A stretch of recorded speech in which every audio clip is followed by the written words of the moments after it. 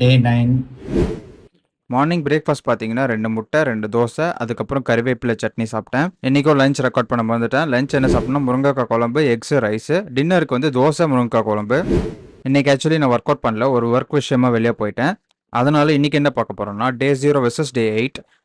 டே 0 அப்படி இருந்தால் டே 8 எப்படின்னு தான் பார்க்க போகிறோம். டே 0 பார்த்தீங்கன்னா நான் ஒர்க் அவுட் ஸ்டார்ட் பண்ணுறதுக்கு முன்னாடி நாள் பாருங்கள், மசில் கொஞ்சம் இருக்குது, பட் அந்த அளவுக்கு டிஃபைன்டாக இல்லை, நல்லா கொலன்னு இருக்குது. பார்த்தாலே தெரியுதா, ஒரு ஷேப்புமே இல்லை.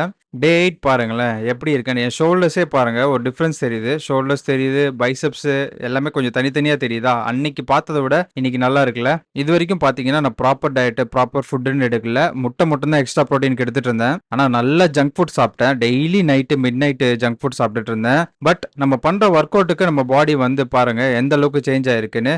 நம்ம ப்ராப்பராக பண்ணலனாலும் இந்த ப்ராக்ரஸ் நம்மளை மோட்டிவேட் பண்ணுது. பார்ப்போம் இது எப்படி போகுதுன்னு. அடுத்த வீடியோவில் பார்க்கலாம். பாய்.